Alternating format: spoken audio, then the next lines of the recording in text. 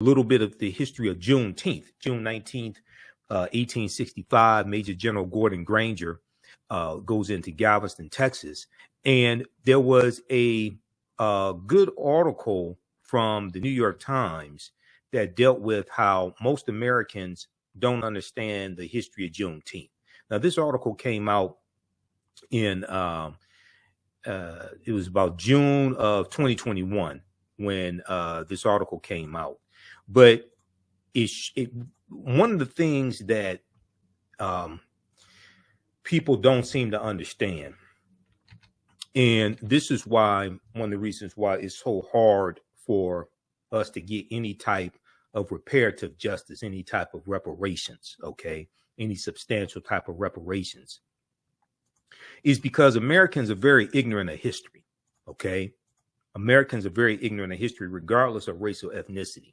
So there was this good article from the New York Times. Most Americans know little or nothing about Juneteenth, poll finds, and it found that 60% of Americans knew little or nothing about Juneteenth.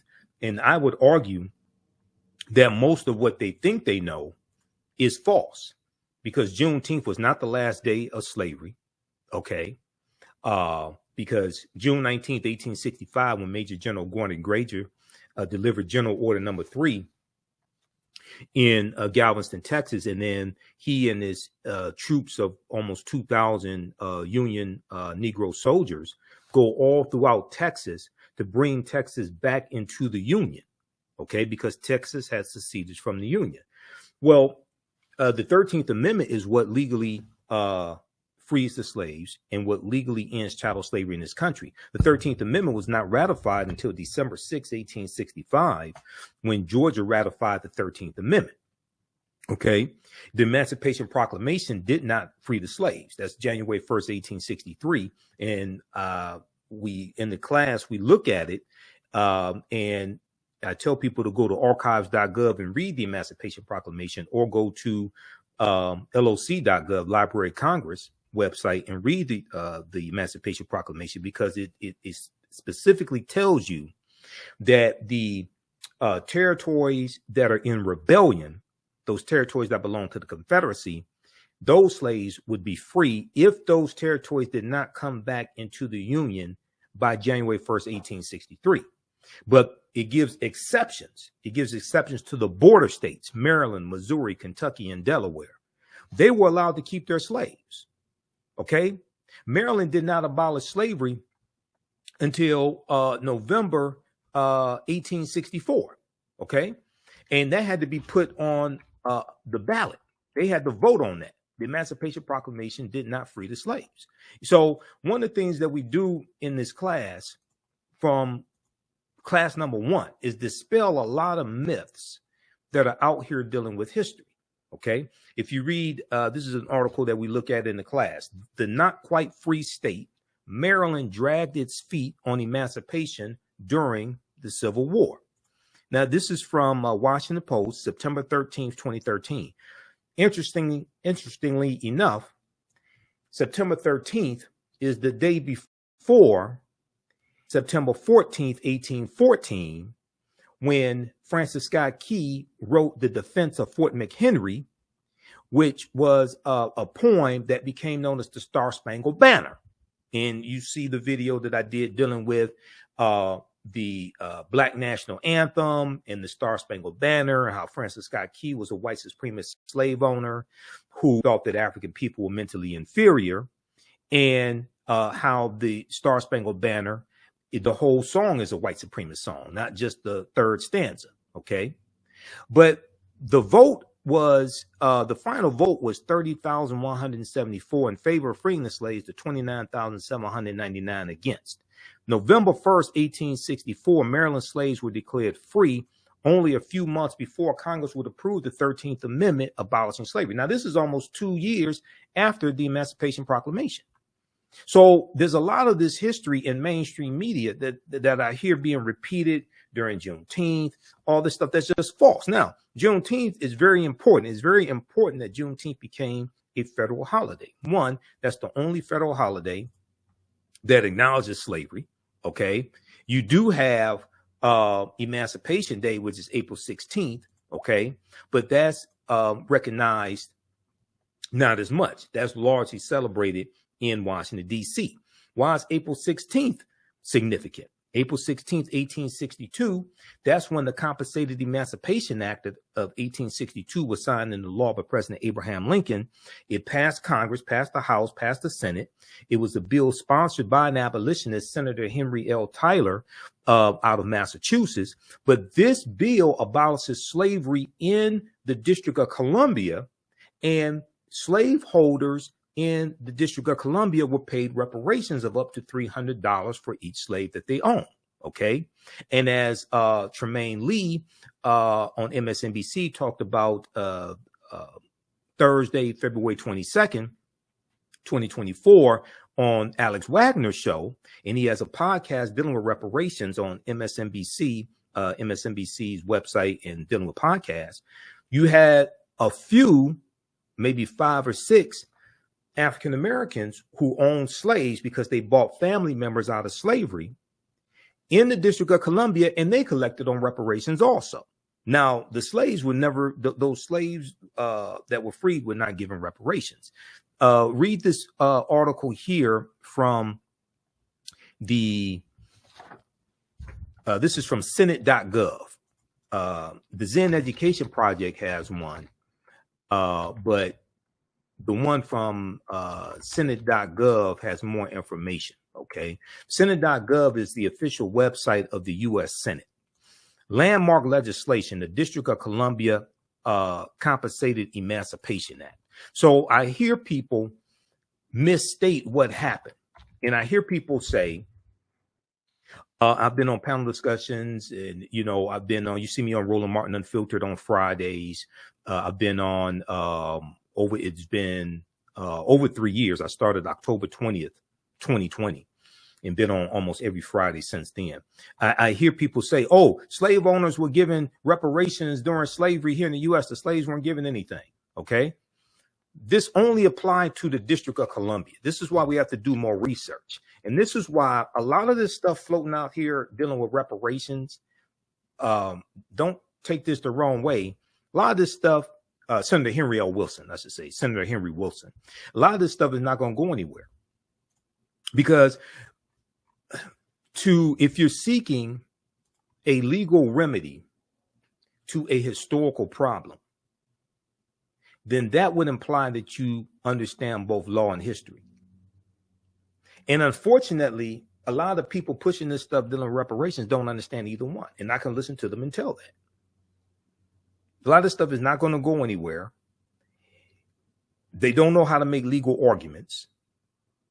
And the other thing is, as we deal within this class, and also in the second class that I teach, dealing with history from 1800 to 1968, race-based policies are illegal at the federal level based upon Title VI of the 1964 Civil Rights Act, Section 601, non-discrimination in federally assisted programs. Nobody wants to have that conversation. Okay. But if we look at this very quickly here, landmark legislation, the District of Columbia Compensated Emancipation Act. On a visit to Washington, D.C. in 1836, the site of a slave auction held in the shadow of the Capitol, the U.S. Capitol, convinced future Senator Henry Wilson of Massachusetts to, quote, give all land to the cause of emancipation, end quote. So he's elected to the U.S. Senate in 1855. This is 6 years before the Civil War begins, April 12, 1861. Senator Henry L. Wilson became a leading voice for the abolition of slavery during the U.S. Civil War. Okay, so make a long story short, the bill passes the House, passes the Senate. Okay, and then the President Abraham Lincoln signs it into law, April 16th, 1862. The bill freed enslaved people in the District of Columbia and compensated slave owners up to $300 for each person, you know, that they own that was being set free. Now, the Hartford Daily Courant, COURENT, celebrated that, quote, not a slave exists in their shackles have fallen, never to be restored, quote. In the months following the enactment of the law, commissioners approved more than 930 petitions granting freedom to 2,989 formerly enslaved people.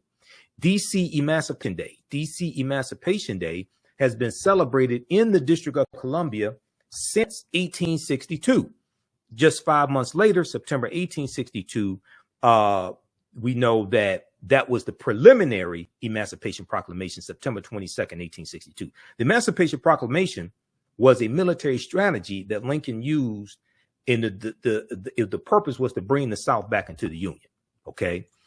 All right. Now, so read this here at Senate.gov. Senate.gov is the official website of the U.S. Senate. So there are 80 to 100 articles that we look at in the class. We go deep into this history. Okay. And in the second class that I teach on Sundays, we have that class starting up in June. Black resistance movements from the Haitian Revolution, U.S. Civil War, Civil Rights Movement, Black Power Movement, 1800 to 1968. We focus in on that period of history and get deep into this history also. Okay. All right. Now, so we look at things like Juneteenth briefly to dispel some of these myths. Be sure to follow us here on our Facebook fan page, The African History Network, my YouTube channel, Michael Imhotep, Imhotep. Follow us on our social media platforms as well, on Twitter and Instagram. We have the information here on the homepage of our website, AfricanHistoryNetwork.com. You can also register for the 10-week online history course that I teach, where we deal with thousands of years of history and what leads up to the transatlantic slave trade taking place. This is a class that I created the curriculum. I've been teaching it since 2017 on and off. Ancient Kemet, the Moors, and the Ma'afa, understanding the transatlantic slave trade, what they didn't teach you in school. So the class is discounted to $60. We're going to do about 12 class sessions, including the first session, which was the overview. We have the class lesson plan here for all 10 or 11 class sessions as well. So you can see the type of content that we cover. You can download the class lesson plans here as well. So we deal with thousands of years of history and what leads up to the transatlantic slave trade taking place. We look at some ancient African civilizations, not just ancient Kemet, but also Kush, Ethiopia. We look at Great Zimbabwe. We look at Hannibal Barca and Carthage. We talk about the African Moors as well. We have a preview of the class here also. So you can register for it. Click right here to register for the class. We do the sessions live. All the sessions are archived and recorded, so you can go back and watch it anytime. So a year from now, 2 years from now, you have full access. You can go back and watch the entire course. Okay. Our next classes are Saturday, April 6th, Saturday, April 13th, April 20th, April 27th, 2024. And we do the classes usually 2 p.m. to 5 p.m. Eastern Standard Time. We may have one last class session after April 27th. We have to see how much we can cover. Okay. But as soon as you register, you can start watching the content. And we're going to post the link right here, so you can start watching it right now as soon as you register for the class. The content is PG-13, so you can use this with your children. There are 80 to 100 articles that we reference in the class. There's like 15 books. You don't have to buy any books to follow along in class.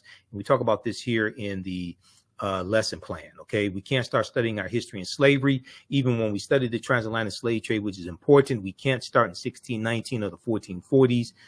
When the Portuguese get involved, we have to deal with hundreds of years, deal with the 800-year occupation of Europe by the Africans known as the Moors, also deal with some of the history of the Khoisan who go all around the world. There are 200 slides, over 200 slides that I put together in our PowerPoint presentation that we'll look at. There are 80 to 100 articles that we'll reference. So I picked out the articles. There are 15 books that we reference. So we show you excerpts of the book on the screen. You don't have to buy any of the books if you don't want to. They're good for your library if you want to. Also, we'll look at excerpts of interviews that I've done with some of our scholars, like Professor James Small, Professor Kabahai Kamene, Anthony Browder, Tony Browder, who wrote Nile Valley Contributions to Civilization and Egypt on the Potomac. We use those two books. Those are two of the books we use in the class. Also, we'll look at excerpts of interviews that I've done with Runoko Rashidi and some other scholars also. Okay, so we do The sessions live. All the sessions are recorded. You can go back and watch it anytime. All right. That's Ancient Kemet, the Moors, and the Ma'afa, Understanding the Transatlantic Slave